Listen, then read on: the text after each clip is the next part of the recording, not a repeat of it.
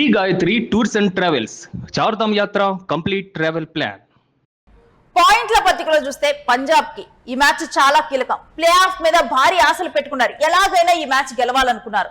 Lucknow super Giants ని control చేయాలి అనుకున్నారు, కానీ కంట్రోల్ చేయలేకపోయారు. ఎందుకంటే లక్నో సూపర్ జైంట్స్ కి సొంత గడ్డ మీద ఆడుతూ ఉన్నారు కాబట్టి ఒక భారీ విజయాన్ని సొంతం చేసుకోవాలని లక్నో టీం కూడా అనుకుంది. ఇక దీంతోనే లక్నో టీం కూడా చెలరేగిపోయి ఆడింది. పంజాబ్ బౌలింగ్ పరంగా చూసినా కానీ కొంత వీక్ గా ఉన్నటువంటి పరిస్థితిని కూడా మనం చూసాము. ఇక దీంతో పంజాబ్ కి కూడా లక్నో టీం ని కంట్రోల్ చేయడం కష్టతరంగా మారినట్లుగా కూడా మనకి అర్థమవుతుంది. టాస్ గెలిచి లక్నోకి బ్యాటింగ్ అప్పచెప్పింది పంజాబ్. 20 ఓవర్లో 6 వికెట్ల నష్టానికి 196 రన్స్ చేసింది లక్నో. హాఫ్ సెంచరీతో ఇందులో చెలరేగిపోయారు ఓపెనర్ జోష్ ఇంగ్లీష్. మరోసారి విఫలమయ్యారు స్టార్ ప్లేయర్ నికోలస్ పూరన్. మెరుపు ఇన్నింగ్స్ ఆడారు ఆయుష్ బదోని. చివర్లో దాటిగా ఆడారు అబ్దుల్ సమద్. ఇక తలా 2 వికెట్లు తీశారు జాన్సన్ చాహెల్. సీజన్ లో తొలి మ్యాచ్ ఈ సీజన్ లో చూసుకుంటే కనుక తొలి మ్యాచ్ అర్జున్ టెండూల్కర్ ఆడారు. ఇప్పుడు పంజాబ్ టార్గెట్ 197 రన్స్ ఉంది. మరి పంజాబ్ ఎలాగైనా ఈ మ్యాచ్ లో గెలవాలనుకుంటుంది. అదేవిధంగా లక్నో కూడా భారీ గ్రాండ్ విక్టరీ అయితే సొంతం చేసుకోవాలని భావిస్తుంది. మరి దీనికి సంబంధించినటువంటి ఎనాలిసిస్ ఏంటంటే స్పోర్ట్స్ అనలిస్ట్ వెంకట్ అడిగి తెలుసుకుందాం. ఎస్ వెంకట్, ఇవాళ జరిగినటువంటి మ్యాచ్ అంటే దీంట్లో లక్నో ఆట తీరు గురించి ఏ విధంగా చూడొచ్చు? అంటే పంజాబ్ బౌలింగ్ వీక్ గా ఉండటం వల్ల లక్నోని కంట్రోల్ చేయలేకపోయిందా ఏంటి? ఎస్వేను ఈ రోజు అంటే ఆ పిచ్ స్వభావం బట్టి కొంత పరుగులు అయితే భారీగానే వచ్చినటువంటి పరిస్థితి కనపడింది. అయితే కొంత అంటే మీరు అన్నట్టుగా కొంత అంటే పంజాబ్ బౌలింగ్ విభాగం అనేది కొంత ఫెయిల్ అయింది. ముఖ్యంగా హర్షదీప్ సింగ్ బౌలింగ్ కొంత మైనస్ అయింది పంజాబ్ అనేది అయితే మనం స్పష్టంగా అర్థం చేసుకోవచ్చు. అయితే ఇక ఈ ముఖ్యంగా జోష్ ఇంగ్లీష్ కానీ అలాగే తర్వాత మిగిలిన బ్యాట్స్మెన్ ఆయుష్ బదోని కానీ వీళ్ళు కొంత దూకుడు ఆడటం అనేది పంజాబ్ కు అడ్వాంటేజ్ అయింది. అలాగే రిషబ్ పంత్ కొంత ఆ టచ్ ఆ రిథమ్ మిస్ అవుతున్నాడు, అది మైనస్ అయినటువంటి అంశంగా చూసుకోవచ్చు. ఇక మిగిలిన వాళ్ళు అంటే చివరిలో అబ్దుల్ సమద్ కానీ వీళ్ళు ఆడినటువంటి ఇన్నింగ్స్ కూడా కలిసి వచ్చిందని చెప్పుకోవచ్చు.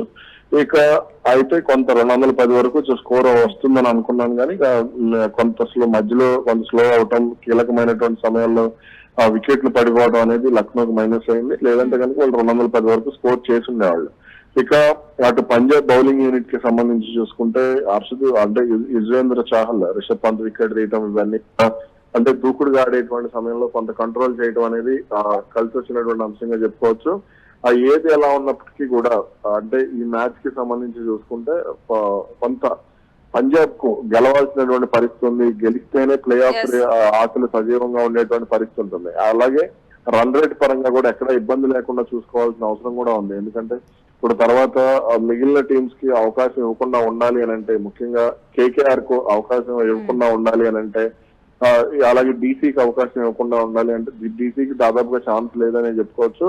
కాకపోతే ఇక్కడ కొంత జాగ్రత్తగా పంజాబ్ కనుక లక్ష్యాన్ని ఛేదించగలిగితే అంటే ఆర్ఆర్ కి అవకాశం ఇవ్వకుండా, రేపు ఆర్ఆర్ కూడా ఓడిపోవాల్సినటువంటి అవసరం ఉంది. పంజాబ్ ప్లే ఆఫ్స్ కి వెళ్ళాలి అని అంటే మరి ఏం జరగబోతుందనే చూడాలి. ఎస్ వెంకట్, ఎలాగైనా సరే ఈ ప్లే ఆఫ్ లో గెలిచి పంజాబ్ సజీవంగా ఈ మ్యాచ్ నుంచుకోవాలి అని చూస్తుంది. ఇక లక్నో అదే విధంగా తన చివరి మ్యాచ్ ని బాగా రాణించి తాను జనాలందరూ కూడా ఎంటర్టైన్ చేసి హోమ్ గ్రౌండ్ లో ఒక భారీ విజయాన్ని సొంతం చేసుకోవాలని చూస్తున్నారు.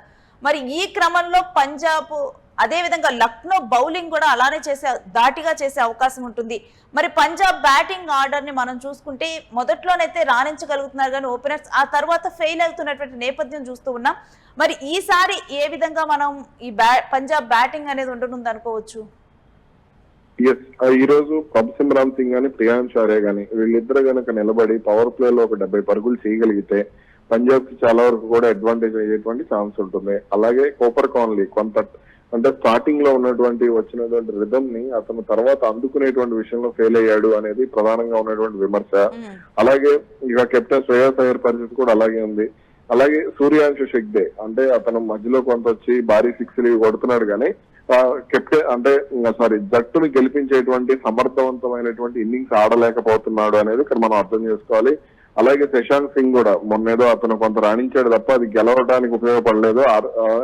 కాబట్టి ఇప్పుడు ఖచ్చితంగా అంటే గెలవడానికి ఉపయోగపడే విధంగా అతను ఆడాల్సినటువంటి అవసరం ఉంది. ఇక అలాగే మార్కో ఎన్సేన్ వరకు వాళ్ళకి బ్యాటింగ్ ఉంది. అలాగే అజ్మతుల్లా ఉమర్ జాయ్ కూడా బ్యాటింగ్ చేయగలిగే క్యాపబిలిటీ ఉన్నటువంటి ప్లేయరే. కాబట్టి మరి దీనికి అంటే ఈ బ్యాటింగ్ లైనప్ మొత్తం గనక నిలకడగా రాణించగలిగి వీళ్ళు కనీసం ఒక 17-18 ఓవర్లలో గనక లక్ష్యాన్ని ఛేదించగలిగితే మాత్రం వాళ్ళకి ప్లే ఆఫ్ రేస్ తిరుగుండదు. ఇక అలాగే అటు వాళ్ళ బౌలింగ్ లైనప్ కి సంబంధించి చూసుకుంటే అంటే లక్నో బౌలింగ్ లైనప్ కి సంబంధించి చూసుకుంటే షమి రీఎంట్రీ ఇచ్చాడు, అలాగే అటు ప్రిన్స్ యాదవ్ ఉన్నాడు, మోసిన్ ఖాన్ ఉన్నాడు. కాబట్టి వీళ్ళ బౌలింగ్ ఎంతవరకు కట్టడి చేస్తుందనే చూడాలి. అయితే ఇప్పటి వరకు కూడా లక్నో టీమ్ లో అర్జున్ టెండూల్కర్ కి అవకాశం రాలేదు. చివరి మ్యాచ్ లో అవకాశం ఇచ్చారు. అంటే ఏ విధంగా చూడాలి? చివరి మ్యాచ్ అని అవకాశం ఇచ్చారా ఏంటి? అంటే ఇక బాగుండదు, ఎందుకంటే అతనికి ఇప్పటికే కొంత అసంతృప్తి ఉంది. అటు చాలా మంది ఎదురు చూస్తున్నారు, సోషల్ మీడియాలో కూడా విమర్శలు వస్తున్నాయి. అంటే అందరికీ అవకాశాలు ఇస్తున్నారు కానీ అతనికి ఎందుకు చూడటం లేదు, అతనిలో కూడా ఎంతో కొంత టాలెంట్ ఉంటుంది కదా అనేది చాలా మంది కామెంట్. మరి అంటే ఈ విమర్శకు లక్నో టీం అంటే ఏదో కంటి తొడుపుగా అవకాశం ఇచ్చినట్టుగానే కనపడింది. మరి బౌలింగ్ ఇస్తే కనుక ఒకవేళ కొత్త బంతి ఇస్తే అతను ఎలా రాణిస్తాడు, ఎందుకంటే అతనికి హైట్ అడ్వాంటేజ్ అయ్యేటువంటి ఛాన్స్ ఉంది. మరి అది ఎలా నిలబెట్టుకుంటాడనేది చూడాలి. అంటే రైట్, అంటే ఈ రెండు టీమ్స్ లో కనుక మనం చూసుకుంటే అక్కడ ఉన్నటువంటి పిచ్ ఇదంతా కనుక చూసుకుంటే గెలుపు అవకాశాలను ఏ విధంగా అంచనా వేయొచ్చు వెంకట్? గెలుపు అవకాశాలు అంటే ఇద్దరికి అవకాశాలు ఉన్నాయి. అది కొంత బౌలింగ్ పిచ్ కూడా కాబట్టి కొంత జాగ్రత్తగానే ఆడితే లక్నో గెలిచేటువంటి ఛాన్స్ ఉంటుంది. కానీ పంజాబ్ కి అయితే కొంత అవకాశాలు అయితే మెరుగ్గా కనబడుతున్నాయని చెప్పుకోవచ్చు. Right Venkat, thanks for your analysis. ఇక పంజాబ్ కింగ్స్ అయితే ప్లే ఆఫ్స్ మీద భారీగానే ఆశలు పెట్టుకుంది. ఎలాగైనా ఈ మ్యాచ్ గెలిచి సజీవంగా ఉంచాలి మ్యాచ్ అని చెప్పి పంజాబ్ కింగ్స్ అయితే ట్రై చేస్తోంది. మరొక వైపు లక్నో తమ హోమ్ గ్రౌండ్ లో ఆడుతుంది. చివరి మ్యాచ్ ఈ మ్యాచ్ గెలిచినా ఓడినా లక్నో అయితే ఇంటికి వెళ్ళిపోవాల్సిందే. కాకపోతే హోమ్ గ్రౌండ్ అవ్వటం వల్ల అక్కడ చెలరేగిపోయి ఆడాలని, ఇక్కడ ఒక భారీ విజయాన్ని గ్రాండ్ విక్టరీని సొంతం చేసుకోవాలని లక్నో టీం భావిస్తూ ఉంది. ఇక ఈ రెండు జట్లు కూడా పోటాపోటీగా ఆడుతున్నాయి, పోటీ పడబోతున్నాయి. మరి చూడాలి, ఈ మ్యాచ్ అయితే చాలా కీలకంగా మారింది. దీంతో మరి ఎవరికి విజయం సొంతం కానుందనేది అయితే వేచి చూడాలి.